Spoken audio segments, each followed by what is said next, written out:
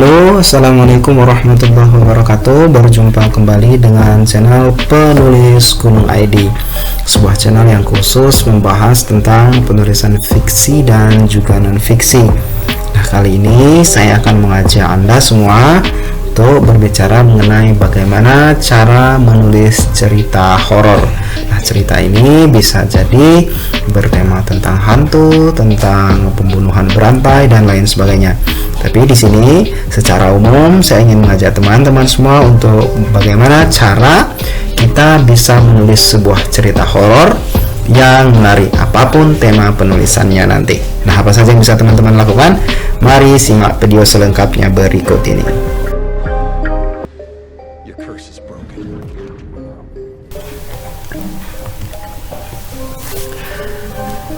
Sebelum kita masuk ke cara-cara dalam penulisan cerita horor, mari kita samakan dulu pengertian kita tentang cerita horor. Ketika dikatakan sebagai cerita horor, maka definisinya bisa luas, terutama jika dilihat dari sisi siapa subjek yang menjadi tokoh horornya. Horor bisa terjadi karena ada gangguan makhluk gaib, bisa karena perlakuan psikopat, fobia, dan lain sebagainya. Akan tetapi, baik cerita horor atau cerita hantu secara sederhana dapat disimpulkan sebagai cerita yang mengetengahkan keseraman, ketakutan, kengerian sebagai pesan ceritanya. Nah, subjek dari keseraman dan ketakutan itu sendiri dapat bervariasi tergantung dari imajinasi dan kreativitas sang penulis sendiri. Jadi itu yang bisa kita maksud secara ringkas di sini, bahwa cerita horor adalah cerita yang mengetengahkan keseraman, ketakutan, dan kengerian sebagai pesan utama ceritanya.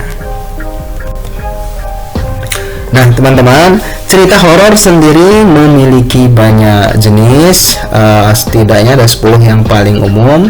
Misalnya horor paranormal, horor supranatural, horor psikopat dan pembunuh berantai, horor psikologi, horor pasca kiamat, horor gotik, horor kosmik, komedi horor, dark fantasi, dan sci-fi horor. Nah, apa saja jenis-jenis ini dan bagaimana pengertiannya? Teman-teman tentu bisa berkunjung ke penulisgunung.id untuk melihat penjelasan masing-masing dari jenis cerita horor tersebut. Sekarang saya akan mengajak Anda untuk langsung ke bagaimana mengaplikasikan teknik yang menarik dalam menulis sebuah cerita horor.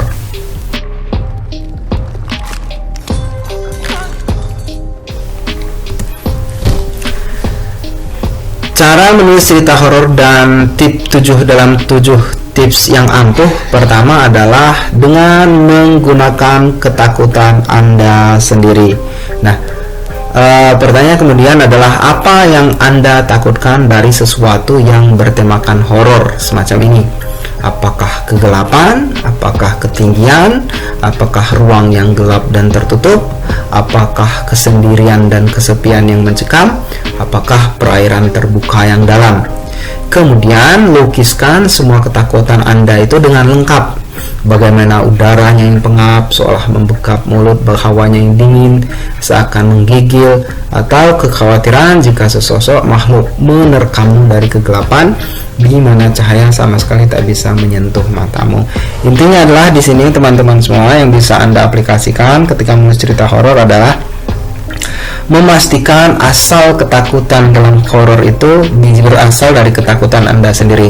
Nah, misalnya Anda takut ketinggian, bagaimana membuat takutnya Anda tentang ketinggian, seramnya bayangan imajinasi Anda tentang terjatuh, tentang melayang, tak bisa ditangkap dan lain sebagainya, itu menjadi sebuah ide penulisan cerita horor. Intinya adalah dengan menggunakan ketakutan Anda sendiri, kengerian Anda sendiri sebagai cara untuk mendorong ketakutan dan kengerian dalam ceritanya. Kemudian cara yang kedua adalah pilih sosok hantu atau pusat horor sebagai apa. Nah, dalam menulis cerita horor, Anda teman-teman semua harus juga memilih hantu yang menjadi pusat horor itu dia berperan sebagai apa dalam cerita. Apakah dia adalah tokoh protagonis Apakah dia adalah antagonis atau siapa? Apa perannya dalam cerita? Sebagai penulis, kita harus tentu bisa mengimajinasikan itu dan menggambarkannya dengan baik. Nah, Anda tentu saja dapat memilih hantu sebagai sosok protagonis yang membalas dendam karena disakiti, misalnya seperti banyak mayoritas dalam kisah klise hantu di Indonesia yang datang bergentayangan karena ia dulunya adalah gadis baik hati yang kemudian diperkosa. Anda tentunya sudah sangat sering membaca novel ataupun menonton film dengan tema yang seperti itu. Atau jika Anda ingin membuat sesuatu yang lebih kaya lagi, Anda bisa menjadikan sosok hantu yang jadi pusat horor adalah sesuatu yang ditakuti sekaligus jahat dan biadab. Nah, ini adalah sesuatu yang lebih menarik lagi dengan mengambil sudut pandang yang baru dengan menempatkan hantu-hantunya, sosok horor dalam cerita tersebut sebagai apa? Apakah dia antagonis, apakah dia protagonis, ataukah siapa? Jadi intinya tetapkan siapa hantunya itu dan apa perannya dalam cerita. Tips yang ketiga adalah berikan sosok horor atau hantunya kisah hidup yang menarik. Nah, bagaimanapun juga misteriusnya sosok seorang hantu, Anda harus memberi mereka masa lalu untuk menguatkan karakternya dalam cerita. Anda dapat memutuskan dari mana sosok hantu dalam cerita itu berasal, apakah ia pernah hidup sebagai manusia sebelumnya atau ia adalah makhluk jahat yang memang terlahir dari rahim iblis. Nah, ini adalah sesuatu yang menarik ketika kita memasukkan karakter-karakter yang menarik dalam sebuah cerita. Anda tentu dapat memutuskannya berasal dari mana sosok ketakutan atau sosok horor dalam cerita yang Anda tulis tersebut. Jika ia adalah manusia, Anda dapat menambahkan lagi apa identitasnya. Apakah ia laki-laki, apakah ia perempuan, apakah ia tewas bunuh diri ataupun tewas terbunuh, berapa usianya, mengapa ia menjadi sosok hantu yang menebarkan teror dalam cerita, dan apa motivasi sosok horor itu sebenarnya. Jadi intinya teman-teman semua, dalam tips yang ketiga ini adalah dengan memastikan Anda memberi latar belakang dan kisah hidup yang menarik bagi sosok yang menjadi horor tersebut. Karena tidak semerta horor atau hantu yang datang secara tiba-tiba tanpa alasan yang jelas dalam sebuah penceritaan novel itu sama sekali tidak menarik. Anda bisa melihat bagaimana dalam film Conjuring, dalam Falak itu sendiri kan memiliki masa lalu yang kemudian membuatnya menjadi sosok menarik. Kalaupun dia datang dengan cara yang tiba-tiba, tidak ada alasan jelas, tidak memiliki masa lalu, sosok hantunya sendiri tidak akan menarik untuk diceritakan ataupun menarik bagi pembacanya.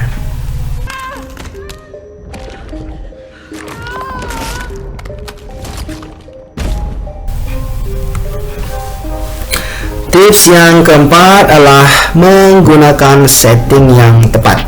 Jadi lingkungan atau setting adalah sesuatu yang sangat krusial dalam penulisan cerita, termasuk cerita horor jenis apapun.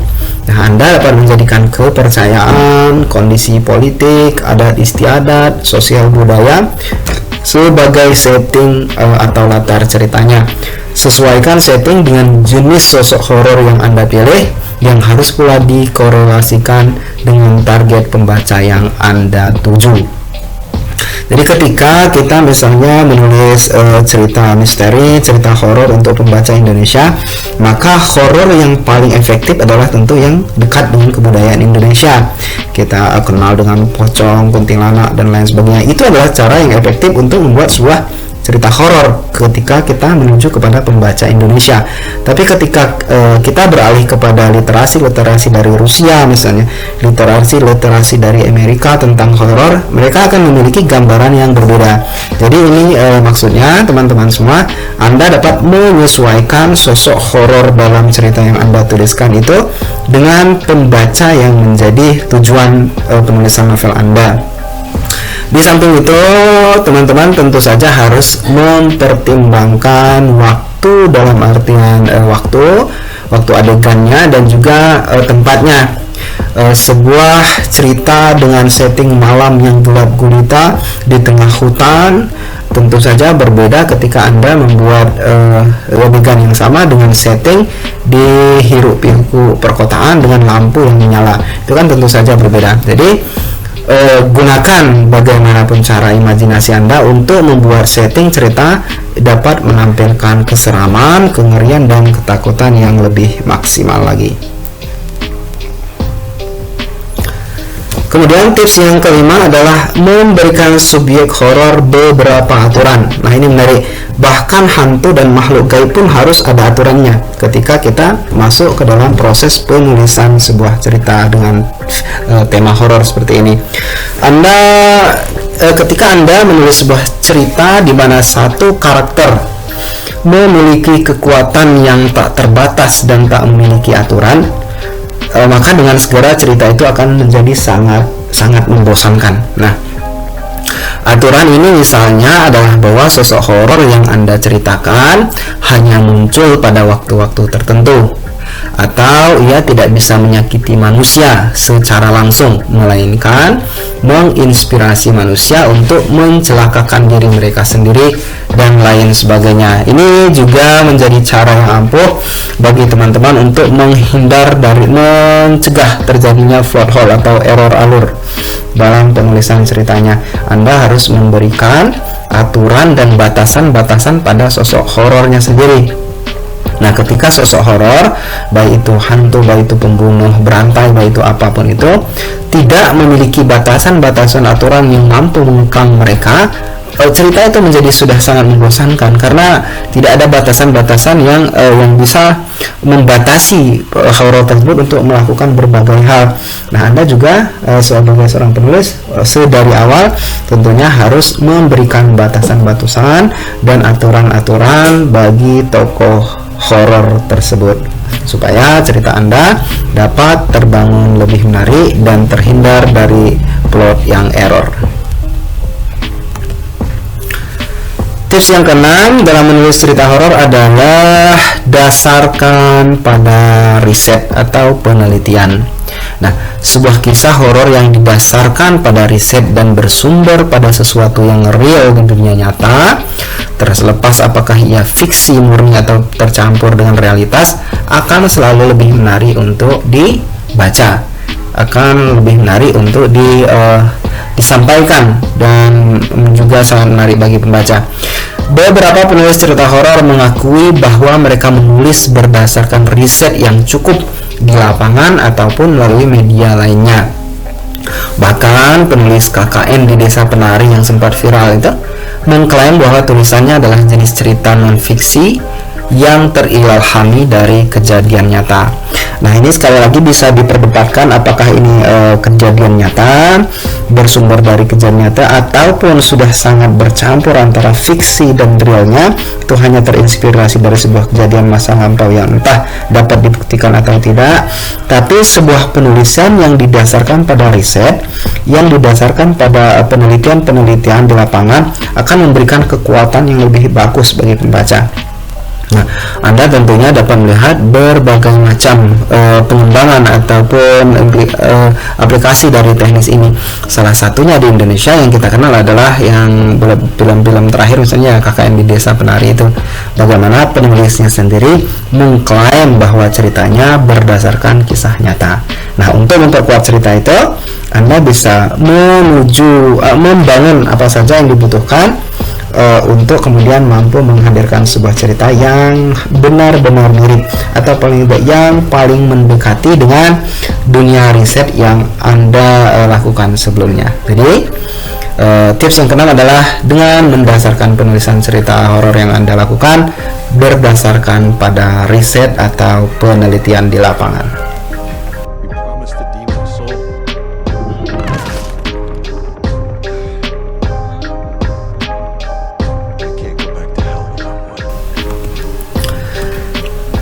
Lalu tips yang ketujuh untuk menulis cerita misteri yang ampuh adalah dengan menghindari sesuatu yang klise atau terlalu mudah ditebak.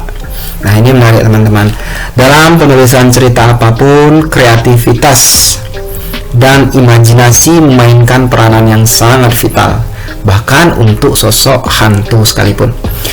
Carilah plot yang tidak terpikirkan sama sekali oleh pembaca atau mereka sama sekali tidak membayangkan jalan cerita ke arah itu.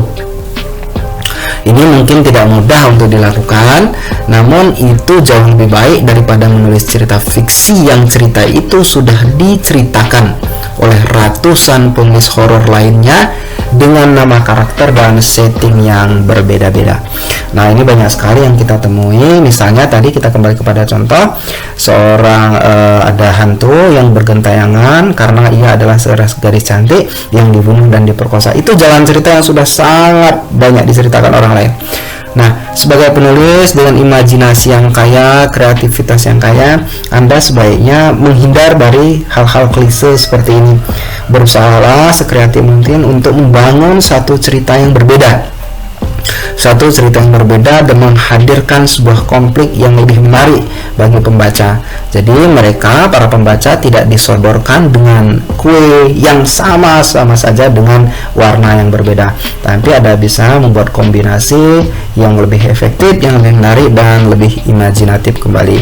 Jadi tips yang terakhir dalam penulisan cerita horor adalah berusaha lebih kreatif dengan menghindari kisah-kisah klase yang terlalu gampang ditebak ceritanya. Baiklah, itu adalah 7 tips dalam penulisan cerita horor yang bisa Anda aplikasikan tentu saja dengan mudah. Jika Anda membutuhkan bantuan lainnya dalam penulisan cerita yang Anda lakukan, baik itu fiksi maupun non-fiksi, penulisan novel ataupun cerpen, ataupun naskah drama dan lain sebagainya, Anda tentunya bisa berkunjung di blog penulisgunung.id. Di sana Anda juga bisa mengikuti kursus online, mendapatkan buku panduan secara gratis dan berbayar dengan kualitas-kualitas yang terbaik. Nah, itulah video kita kali ini. Terima kasih banyak atas segala perhatian Anda. Selamat berkarya, selamat menulis. Assalamualaikum warahmatullahi wabarakatuh.